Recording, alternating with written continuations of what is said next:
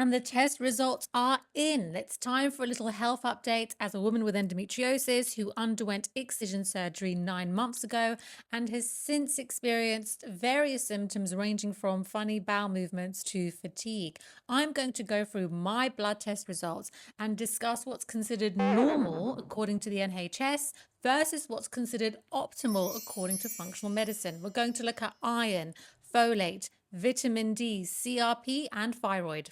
Now, I'm a firm believer in test, don't guess. It's the responsible way to navigate your healthcare, especially when it comes to things like supplementation.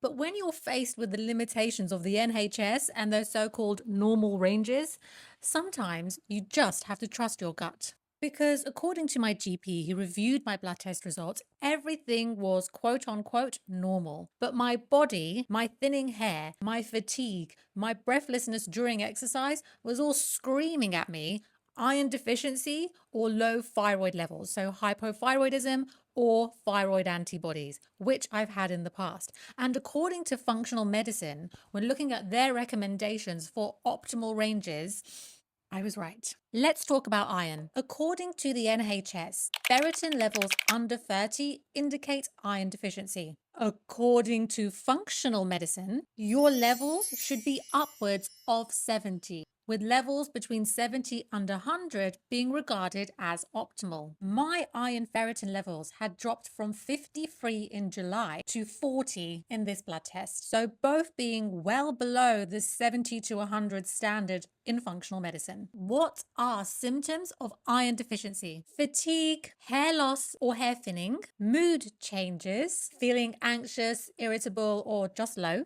feeling breathless with exercise that you managed fine before. So literally everything I've been experiencing on and off since my surgery. It was already in my plans to supplement, but I wanted to test my levels first. Iron is a heavy metal after all, and high levels are toxic for the body. Now that the results are in, I want to optimize my levels. So I'm supplementing with Mary Ruth's vegan liquid iron, which I take with her liposomal vitamin C. Now, when supplementing with iron, it's advised that you go for, and apologies for my pronunciation, ferrotyl iron, which is basically iron bisglycinate chelate, as it's highly absorbable and causes fewer gastrointestinal issues like constipation. Something else to note when reviewing your iron levels, and again, this is based on functional medicine. If you have inflammation or chronic disease, it can cause ferritin levels to rise. This happened to me post-op. My CRP, C-reactive protein levels skyrocketed, and my ferritin levels followed. In functional medicine, if inflammation is a factor, they tend to use 100 as the ferritin level cutoff. Speaking of inflammation, in better news, my CRP has gone down from 3.1 milligrams per litre back in July to 1.8, which I'm super happy about. I talk about CRP as an inflammation marker in this pinned post.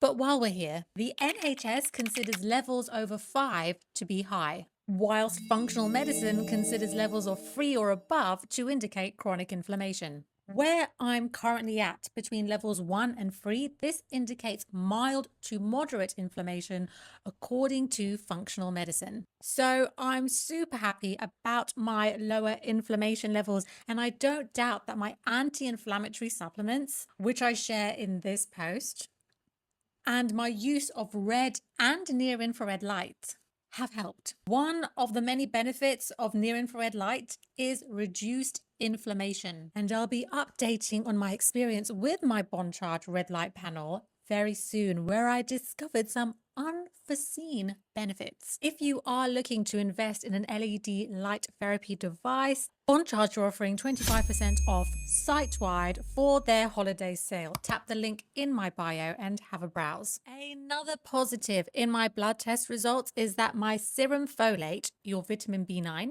has increased from 5 in July to 10. NHS normal range currently stands between 3 and 20.5. Functional medicine wants you at least 7. I personally thank my Symbiotica B vitamin liposomal supplement, as it also contains methylfolate. as opposed to synthetic folic acid. You can browse my iron and B vitamin supplements that I've mentioned today in my health shop by tapping the link in my bio, which will automatically get you 10% off your order. Shockingly enough, my vitamin D levels have actually increased from July, the height of summer, to now, where we've had a dark, dull, and miserable autumn and winter so far in the UK. Now, the normal range for the NHS is anywhere between 50 and 200. According to functional medicine, for optimal levels, they want you between 125 and 200. So you're looking at an NHS baseline of 50 and functional medicine baseline of 125. My test results, I went from 121 in July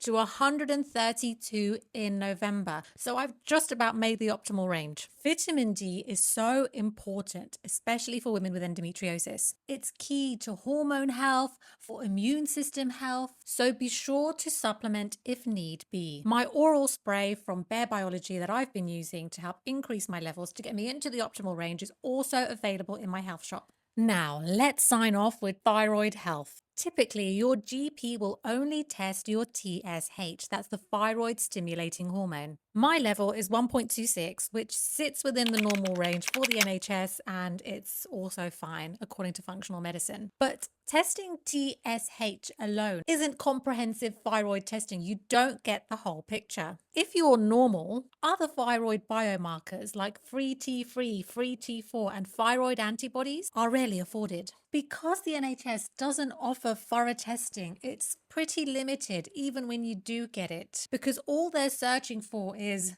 deficiencies and being on the brink of disease, undiagnosed disease. If they already diagnosed you with endometriosis, oh well, your inflammation and your iron, what have you, it's like that's normal. That's normal, love. You've got chronic condition, so deal with it. Which is why I've always wanted to undergo comprehensive testing, which is now being increasingly offered by private labs, because that is the best way to understand what's really going on under the hood, especially as a woman with endometriosis, a condition that affects various body systems and not just our menstrual health. It's more complicated than that. So I will be testing over 100 biomarkers in the very near future, including my hormones and my AMH, and I'll be taking you along with me. Next health update, my post-op MRI report is in.